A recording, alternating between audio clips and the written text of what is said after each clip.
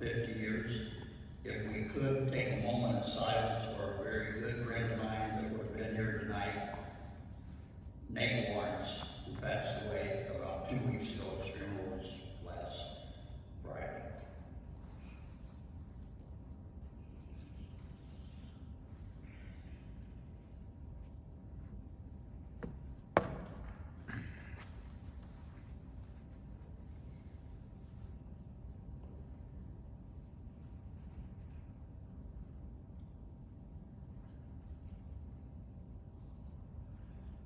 Okay. My subject tonight is the 108th U.S. colored troops that were stationed here at the Rock Island Prison Barracks. It was not an arsenal like it is now. During the Civil War, there were various northern prison barracks in America, and then Andersonville was the worst southern one, where they put the northern troops that were captured. Rock Island was one of the Union. This here is what a Union soldier's hat looked like. They were called Kiwis or Kiwis, whichever way you want to pronounce it. The North was blue. The South was gray. A lot of people have had different discussions as far as the colors in a war, and it goes all the way back to the Revolutionary War. You couldn't have thousands of men out there fighting each other and not know who to shoot. So the colors were described at that time. The South would be the gray, the North would be the blue. And some of these factories made both uniforms because it was about money.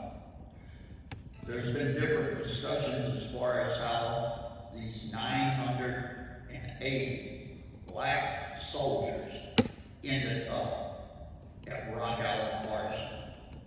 Some people believe they came by train, other people believe they came by riverboat.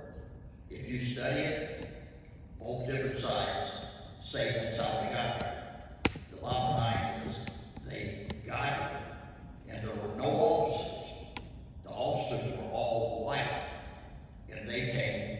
However, they did not travel with the troops. Okay, they were mustered out of Kentucky. All of them were slaves, ex-slaves. At that time, and it's similar maybe even today, if you were supposed to go fight in the war between the states, that's what it was called, war between the states, you could pay your way out of it. Okay? You paid $300 to whoever's collecting the money, you didn't have to go. Well, because the way the war happened, and so many people were involved, they passed different laws as far as the slaves. They were property, just like a horse, cow, or whatever. And the Southerners that had the slaves were able to sell to the Union, the North, their slaves for up to $300 a piece to go fight in the war. People say, well, that's kind of strange. Well, it's not strange, because the war was fought about what starts with an M and ends with a Y, and it ain't Mayberry. It's money. They say, oh no, it was fought about religion because they were mistreating slaves. No. Labor. How much were they paying the slaves to work? Does anybody know? Somebody tell me. Zero. Zero. Up north, the Industrial Revolution, what were they paying the people that worked in the factories? Money, right? It might have been a nickel, a dime, an hour, but they were getting actual money, currency, that they could go buy goods down south. The reason we have a lot of health issues today of people of color, not black, not African American, not colored, lumped together, people of color, is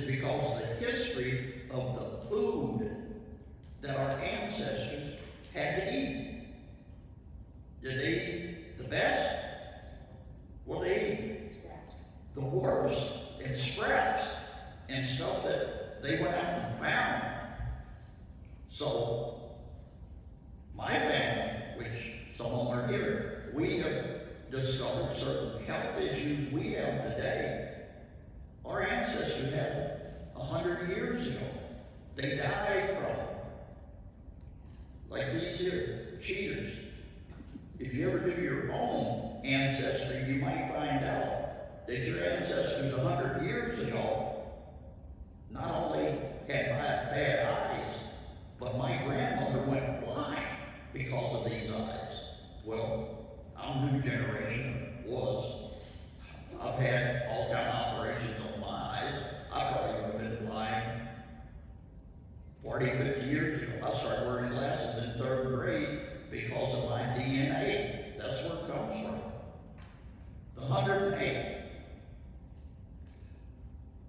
I would like to know from anybody in the audience, out of the 980 black soldiers that came here, how many of their families are here today? Anybody have any idea? Percentage-wise, numbers-wise? Vince, you're a numbers man. How many? We know the most famous one, Shelley Moore Guy. Her, I think it was great-grandfather or great-uncle, was Charlie Wilson, which she wrote a book about. That's only one out of 980 soldiers. There has to be more, but it's not just going to come to you. You have to go dig and hunt for it.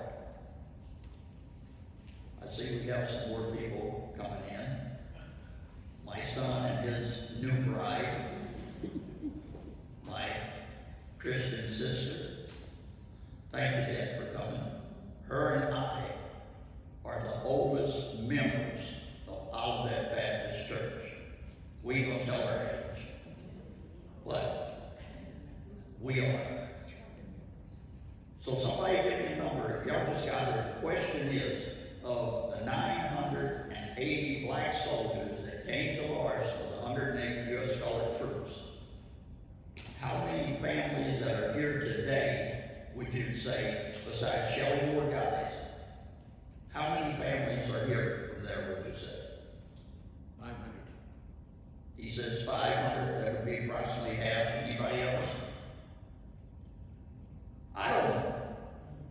But these families need to do their own research, and they can find out. They just wasn't dropped out of the sky on a rock. And they didn't just, some of them didn't just come here in the last 50 years. They came here at the end of the Civil War, 1865. Why?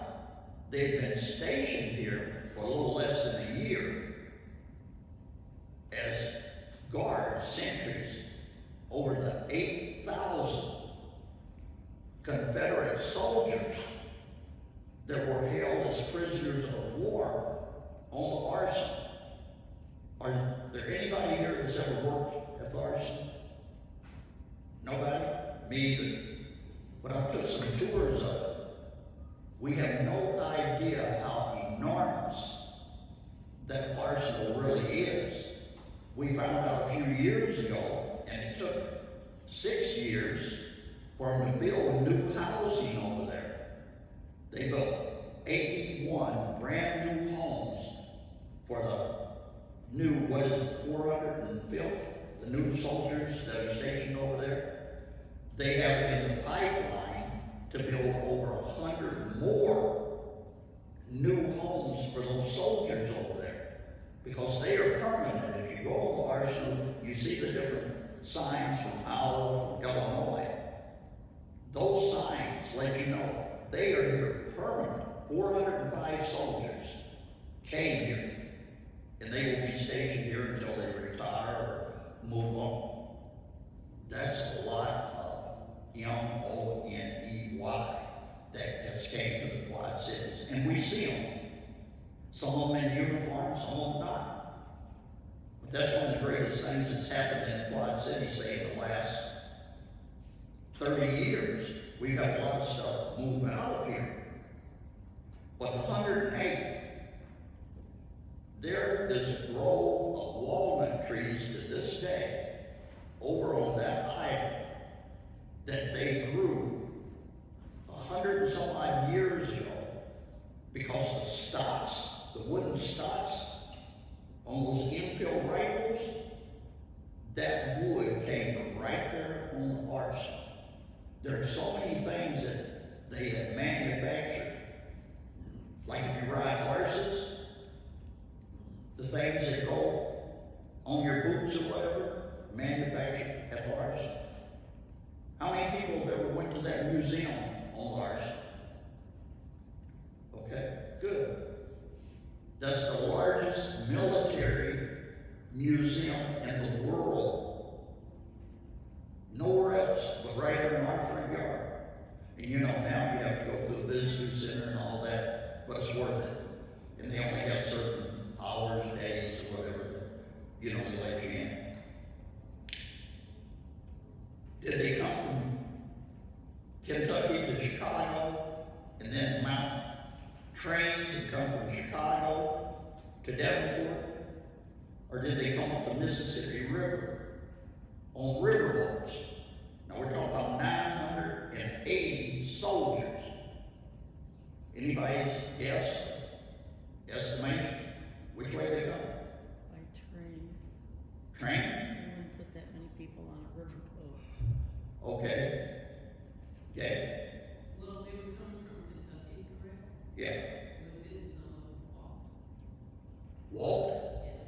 No, that's, I've never read where any of them actually walked. Well, I just know that in Shelley's information about her ancestors, they actually walked them. They walked part of the way, some of them, but not very far.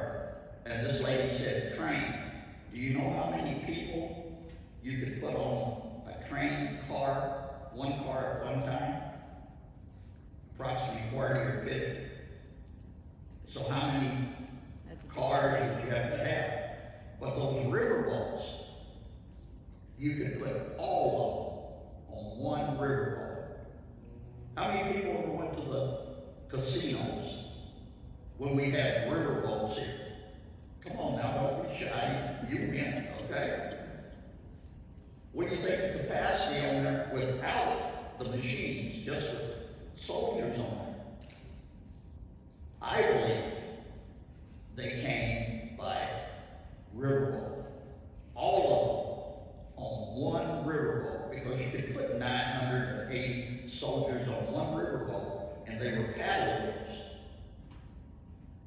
Now they didn't come overnight. These things take time. And now one of the new industries we have is what?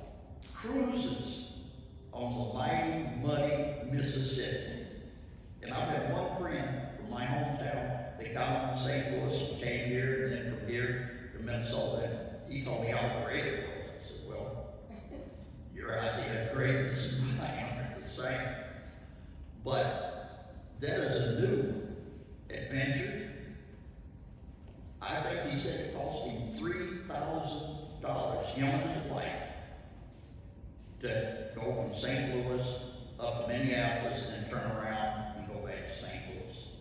But you gotta spend your money on something, you know, he's retired or whatever. But when these soldiers got here, from one article out of the newspapers, because newspapers are the historians that I read, when they were getting off the riverboat downtown Davenport, these are soldiers, not of this particular type of uniform, this is later on this uniform, but they were all in their blue uniforms, and they all had infield rifles, and they had sidearms. And the people in Davenport had never seen anything like that. That would be like us right now, if a spaceship landed out there, and creatures that we've never seen before start getting off. What are you going to do? They ran. They got on horses. They ran to these little outlying communities and said that the blacks were invading Davenport because nobody knew they were coming. This wasn't in the newspaper, wasn't on TV, CNN, all that. So it scares these people, okay? Well, they got off in an orderly manner. They marched onto the Rock Island prison barracks. There's been pictures shown how they built what you call a stockade all the way around, wooden, and a catwalk up approximately 6 foot high that they walked up with the rifles. And then the Confederates that were the prisoners of war were down there on the ground, and they lived in barracks. All that stuff's been torn down. And the order of every day was, if anybody tried to escape, the order of the day was shoot to kill.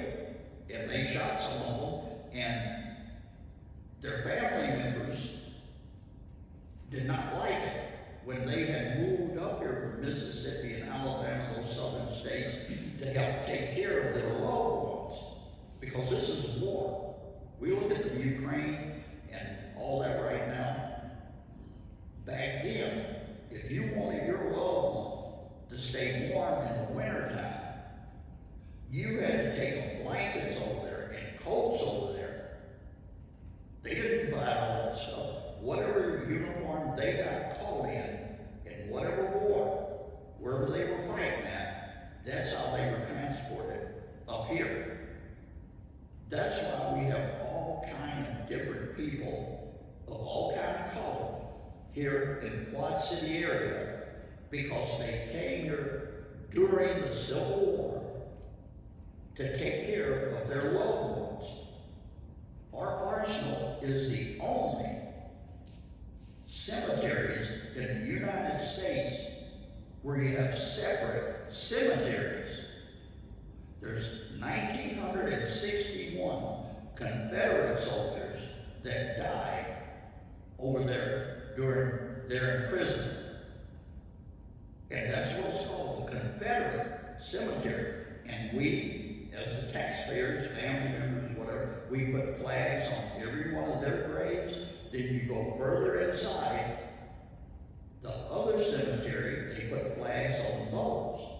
But during the Civil War and after that, even in death, black people were not going to the same heaven as white people. So you cannot be buried with a white soldier. Next time you go over there, you see these big, huge cannons that they use. A cannon that's turned upside down is a sign of distress. When you go on there and they direct you, and mainly you're going on there for a funeral or whatever, on the far side toward Moline, there are 48 bodies at that part of the cemetery. Those 48 on their headstones say USCT, and that stands for U.S. Colored Trooper. And at the time, there were yards of empty fields where the white soldiers were buried. But because that was like after 1865, they had been encompassed by others. But my daughter, Mia, when she was a little girl, we went over there and we took a picture of all the headstones over there. And there were 48 of them. And I think she was 8, 9 years old. She was afraid. She said, Papa, I don't want to do this. I said, well, it ain't up to you, it's up to me. You tell your kids what to do, you make them do. When you tell them what to do, they're telling you what to do. I got a daughter and a son sitting out here. I don't have to go into that. But they'll tell you about these cowboy boots that I wear. Okay? I never kicked one of them with the point, but with the side of them, they got to wear them. Because that's my job, it's responsibility of the father to teach these kids to do right. So we're walking through there taking pictures, and she asked me, she said, aren't there dead bodies that we're walking on? I said, yeah. She said, I don't want to walk on these dead bodies. And I explained to her, you don't have to worry about the dead. You gotta worry about the living. These people, these bodies here can't do nothing to you. And once you explain it to them, they understand. But we took a picture of all those headstones. Over the years, some of them got damaged. They put new ones up. And now, if a loved one passes away and they're connected to the military, their body goes in the next spot that's available. There ain't like, well, I like Susie. She was the wife of Bill. I like her put over here. No. You ain't got no choices. The government says, you go right here. That was the way it was after the Civil War. And the 108th U.S. colored troops that fought, they fought before they came here. They got transferred from here to Vicksburg, Mississippi, and the war ended there. Well, how many people in here from Mississippi are close to it? Okay? Driving back and forth to Mississippi. They didn't give you transportation from Mississippi back to Kentucky, say Louisville, that area, where you went into the service. They said, you're all done, gave you your pay you had coming, and you're in Vicksburg, Mississippi. So a lot of them in that area, they stayed there. Because what's the mode of transportation? Somebody said it earlier. How they got here. Foot of acres. You're walking. You ain't got no horse. You ain't got no mule. They're not the cavalry. The infantry. What's infantry stand for, Derek? Foot soldiers. Cavalry stands for, back then stood for horsemen, right? Cavalry now is these tanks that we manufacture over there. That's the cavalry of today. So what do? When you are done there, you don't have a job or a paycheck coming anymore. What do? You gotta eat, right? But you know how to hunt. That was one thing about the men in the 108. They were expert.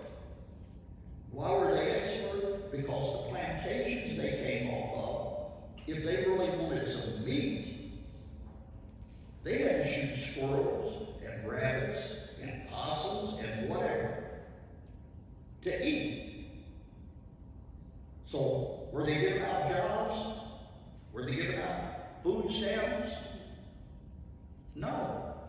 You had to figure out what you were going to do to stay alive. So most of them stayed in Mississippi. Some of them could read and write. Majority of them could not. But they had learned how to read maps. So they knew that they're here, and to get back home, they had to go all the way over here. And although the war was over, there were areas that you did not want to go through because you disappeared, you'd never be seen. Because although the war was over, there were people that were still what? Hating, like we've got today in the world, hate. So some of them never did get back home. But then those that did get back home, because this is where your family's at. What do you think the average age of a man on a plantation was? Anybody? 45. I didn't hear I said 45. you. Okay. She says 45. If you were 45, approximately, how many children did you have at 45? How many?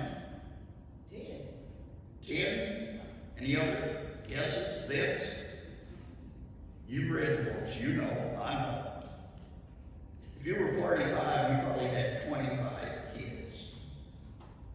The plantation system was, we as black African American people of color were bred just like I did with dogs when Derek, Valerie were growing up.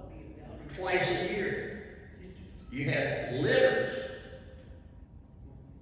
If a woman had a child in January or February, she would have another child in November or December. Because the rap was, it's cheaper to breed her than to go to the auction house and buy it. So in turn, that's how you reproduce. So these soldiers that did make it back home from the 108th, their mothers are older, their sisters and maybe some of their brothers are still there. What was this here where they had been? Allen, Illinois. Territory, right? Free territory. They knew what freedom was. Davenport was notorious for houses of ill repute. Davenport had over 200 houses. Because this is about money. The soldiers in the 108th were only paid half the amount of the white soldiers.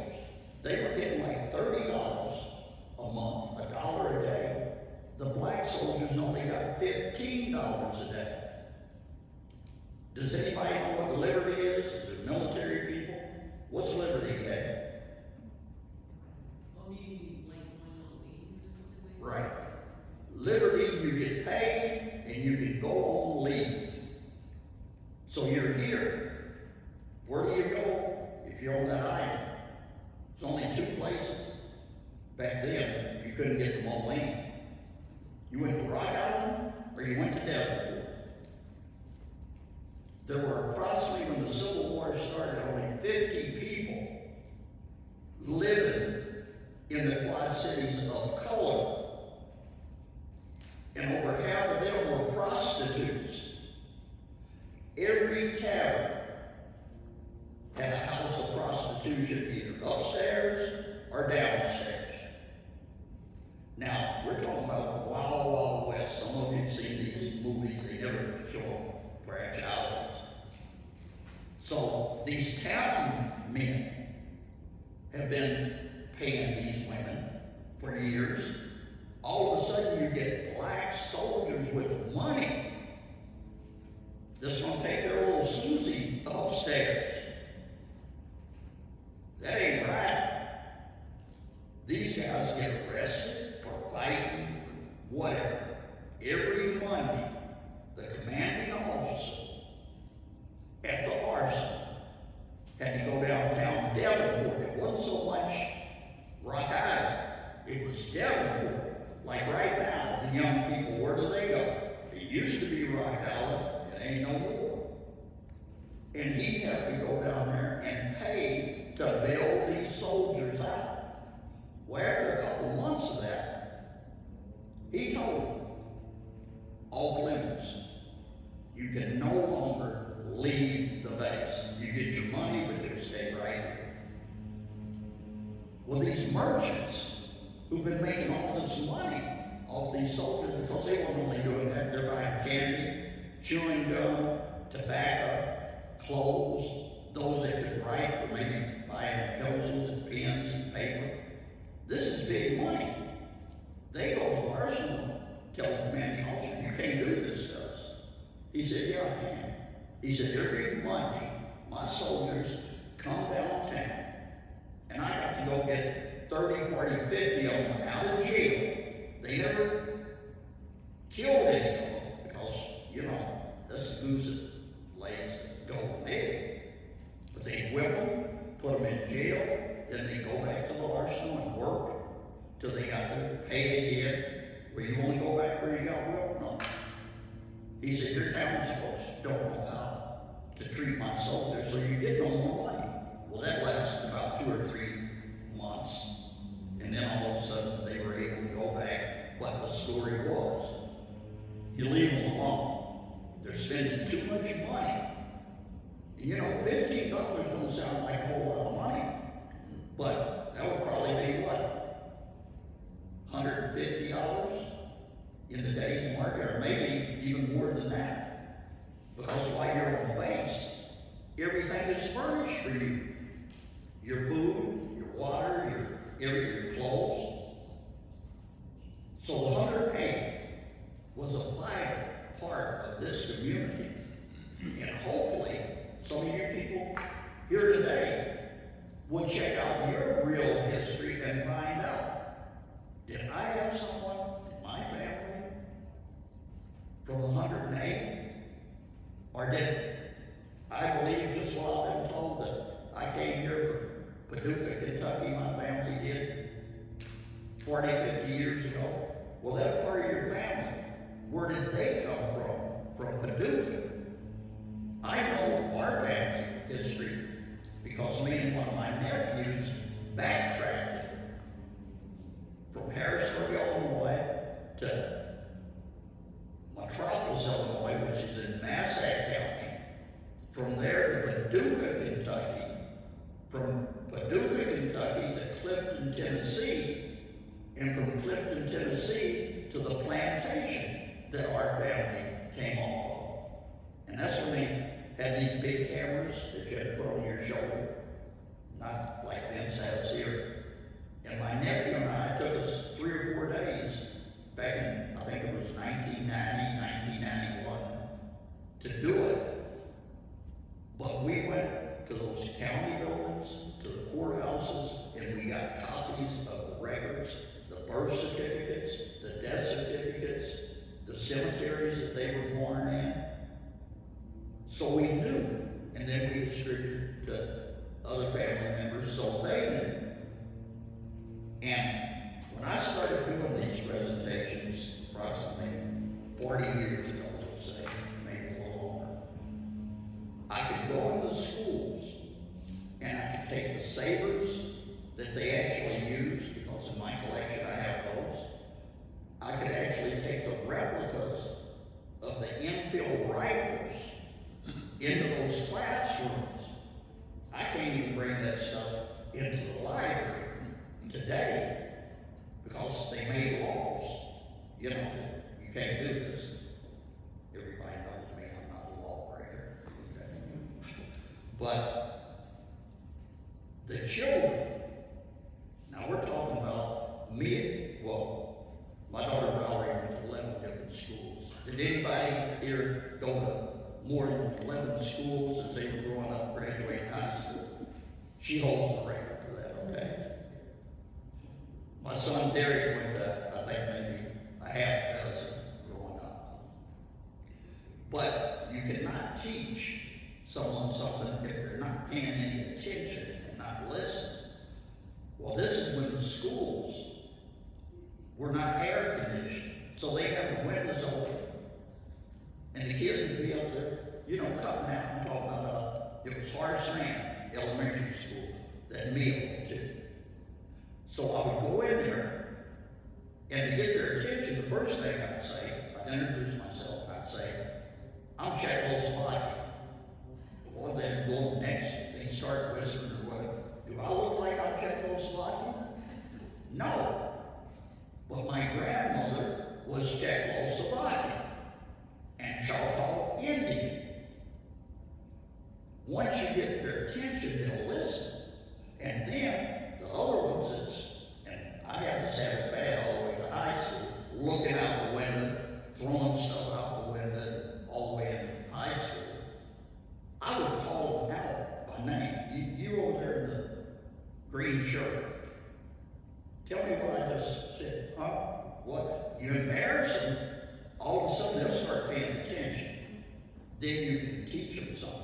But I think it was Rick Lloyd was the principal of Horace Mann Choice School. That was the first choice school in the Quad Cities.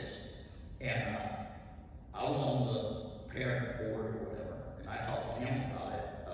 And he said, yeah, you know, it was divided up. You had kids that were in what we would call kindergarten, first and second grade were all together.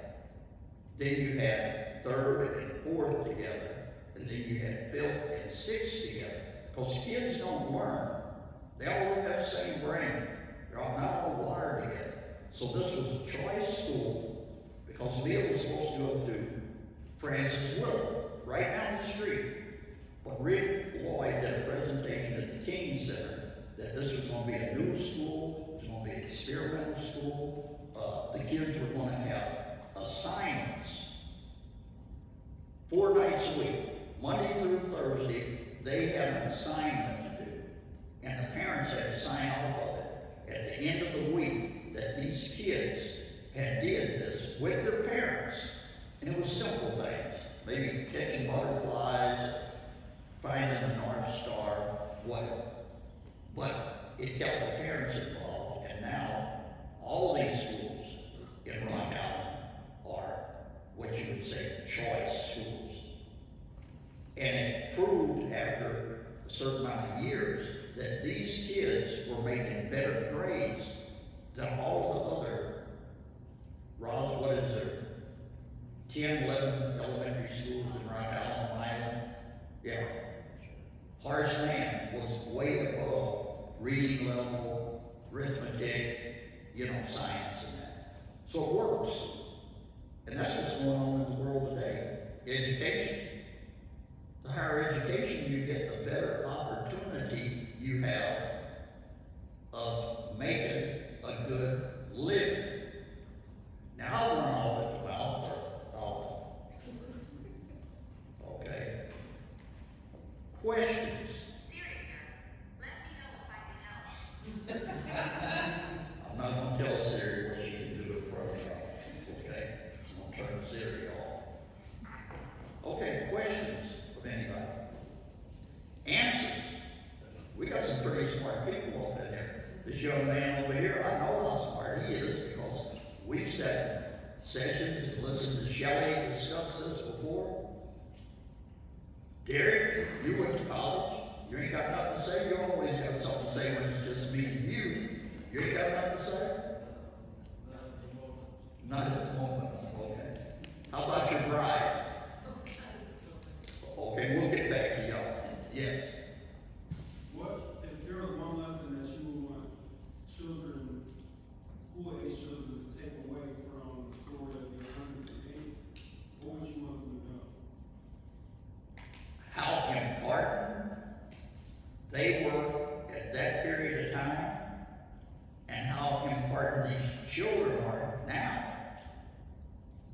But they're going to be someone one of these days. They're not always going to be children. Maybe if God had made them this way, it'd be a better world. But if you feed them, they'll grow. So, the 108th was a very important, vital part of this community. And the most famous one that we know of is Charlie Wilson, who was Shelley Morgai's great uncle or great grandfather. Great grandfather? Okay. He was a veterinarian. He was a jack of all trades. He could do basically anything. And Shelley, correct me if I'm wrong, he was living in Port Byron, and I believe that's where he's buried at. His body is in it. I think he's in that cemetery, the historic one in Rock Island. Shipiani? Oh, okay. Exactly sure. And Shelley would know it. I think that's where he is. But yeah, he did live in Port Byron, and Port Byron, their historical society, they had a lot of information. They got a lot of his history because he was a veterinarian, a carpenter. He could do almost anything. And when people needed help with something, well, he was a farmer, he owned land and he farmed and that. But as far as the 108, he's the most famous. Why? Because of Shelley Morgai. She did that research. And she had, I'm sure, family members that was telling her and helping her. And she's wrote what? I think three books. One on him, and I think 2 children's books also. Yes. I have a question. Because here in the Quad Cities, and this is one of the things as an African American that really kind of stands out to me, it doesn't seem like a lot has been done to preserve the history and the contributions of African Americans here. But since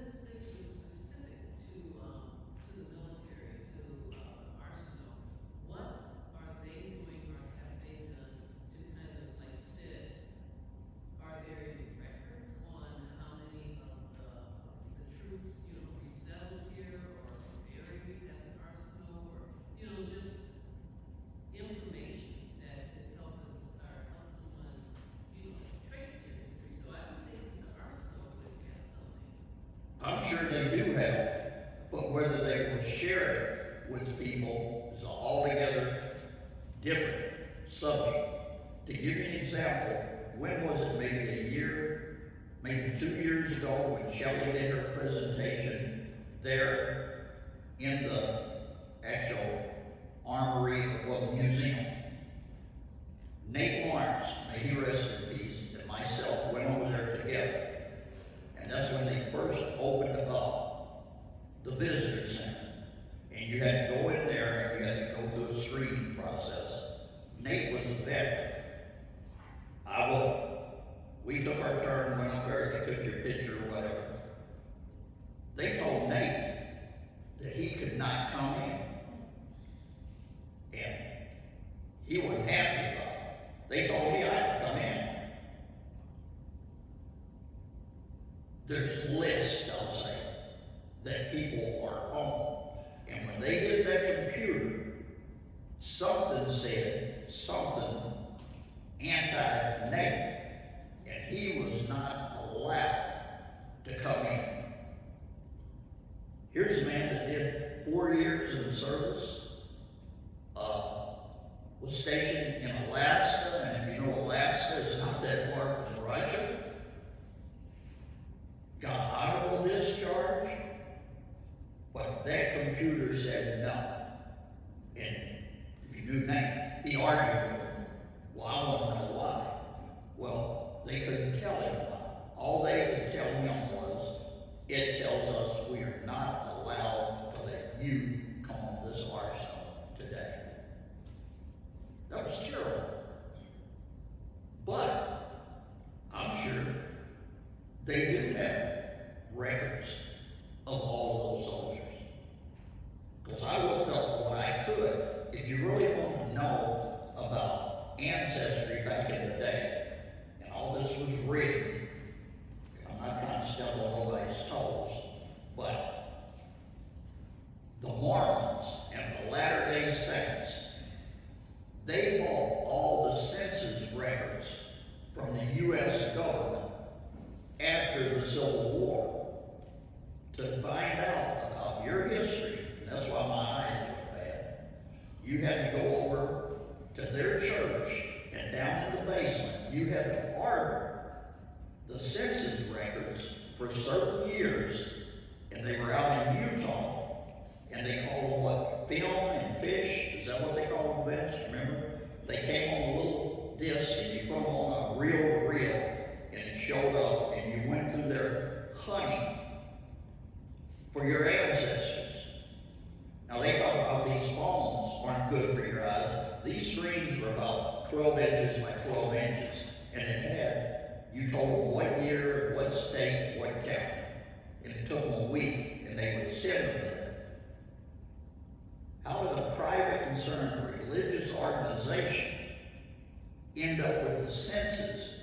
I believe it was from 1870 up until like 1930. The federal government no longer had them. They sold them. They didn't give them to them. They sold them. And then for you to get these, back then when I did it, I think it was like, say, a quarter or 50 cents per film that I wanted. And they let me know, they call me and say they're here, and I go over there and sit down. Like I say, we'll ruin your eyes. I don't even think they have it anymore, because you can get on your phone or your computer at home and look up a lot of this stuff. But that was vital, and the reason they had it from 1870 on, where the federal government was storing it before that, that building conveniently burned down, and burned down all the records that was in that building. But as Gates questioned, sure, our government's got a lot of stuff that they're not letting us know about. Even if you try to get it, what's it called, Vince? You've used it 100 times. Freedom of Information Act. Is that what it's called? Yeah. When was the 108 decommissioned? When did they leave the arsenal? I believe it was 1860 well, I know the year, it was 1865, I don't know the correct date. But then, a lot of people thought, and still do, that they were buffalo soldiers. Does everybody think they know what a buffalo soldier is? Yeah. None of the 108 that I know of were buffalo soldiers. Some of them probably did become that, but I never did the research to see, because some of them joined the regular army and went and fought the Indians, of course, out west. But everybody that was in the military was not a buffalo soldier if they were black. It was the ones that went out west and fought against the Indians. And the Indians named them that because they were so brave. If you know buffalo, you know, where they're brave or dumb, they almost got annihilated, you know, because it was sport. Hop on a train and ride down the tracks and just start shooting. Wipe them out almost.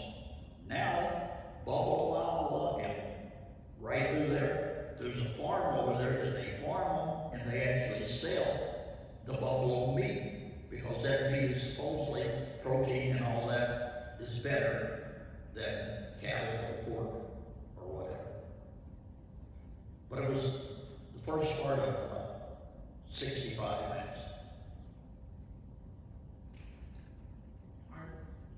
I don't know if this is correct. My recollection is that I went to a cemetery in Davenport, off of Eastern. I don't know the name, but somebody gave a tour of grave sites of some of the 108 who stayed and died in Davenport. I don't know if somebody can verify that. I don't know about that one. I know down on Rockingham Road, you know where Tappas Steakhouse was, it's out of business, Nellie's Mexican restaurant. Across the street from there are some black soldiers buried in that cemetery. Whether they were the 108th or not, I'm not sure, because they weren't marked 108th. But Terry Brooks, Johnny Ellis, may he rest in peace, and myself were doing research on the 108th. And we found out at Chipiani, here in Rock Island, there were 10 soldiers that were buried there that didn't even have a marker at all. And 3 of those soldiers were from the 108th. And we talked to, what's his name, is it Vogel, Vince, the head of the Chipiani Cemetery, and put papers in to the Department of the Army. And they did put the new modern type headstones up there. And this was, I'd say, 25 years ago. But somebody has to do it. If you don't do it, it ain't never gonna be done. Because we were up there for somebody's funeral, and we were walking around, and we see these graves, because that's the other part. That cemetery up there, until, we'll say, recent years, black people wasn't buried at Chipiani anywhere they wanted to be buried, okay?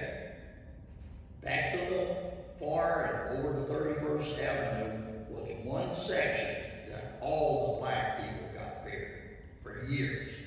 Like I said, we were walking through there, and we went up to the office and talked, I think his name is Greg Orwell, and asked him about it. And he didn't know everything, you know, this was some years ago. And he said, well, I just have to check. He had the locators, you know, in there. Back then, it was all paperwork, wasn't no computers. He said, well, I'll check. So he checked, and he said, yeah, there's 10 servicemen that are buried back there that do not have markers on their graves. So we asked him, well, what do we have to do to get that changed? And he told us so. we signed the papers and that, he's in the Department of the Army, and it took maybe a year or so. And they finally put markers on their grave. If memory serves me right, 3 of those were from the 108th. Under the articles, if you've been in the military, wherever you die at, you have the right to be buried in a military cemetery. So, some of these other guys have been in other branches, well, not other branches of service, because back then, the only branch you could be in was the Army. You couldn't be in, like, the Marines or the Air Force or whatever. And some of those were just starting out during the Civil War. Yes, ma'am? Well, I still have to, go back to the military itself because the military can't sell its records like that. They can't, I didn't get it. They can't sell their records like the Census Bureau can do. I know different parts of the government can do different things.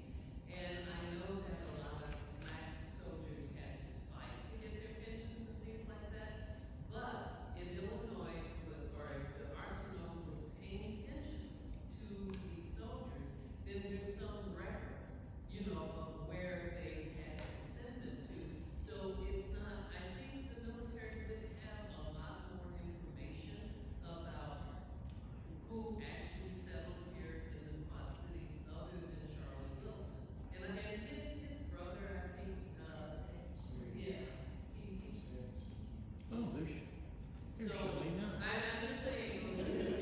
Sorry, mate, would you repeat that? No, I was just saying that there has to be some type of way to kind of, get to how many of the 108 actually settled here in the Quad Cities and Rock Island. And I just think that, the US Army wouldn't have a lot of information. I agree with you. I believe they have that information, but how do you get them to give it to you? Maybe talking to our congressman, our senator, and put pressure on them. And the one thing about it, it's called education, reading and writing. You have got to ask for it in black and white. Talking about it or whatever, they won't give you anything. But we're discussing, you have did your homework. As far as we know, yours is the only family out of 980 that ended up here. When I say here, I don't mean this Rock Island, but in the Quad City area. Because someone, Vince was saying, over the cemetery on Eastern, I think it is, that there's 108 colored troops. There's One buried there, yeah. And I think 3 in Shipping. But Dave, you served in the military, right? Proudly? Well, I had an honorable discharge. Well, that's proud of you. So, if anybody else thinks a different way, contact our congressman. And things have changed a whole lot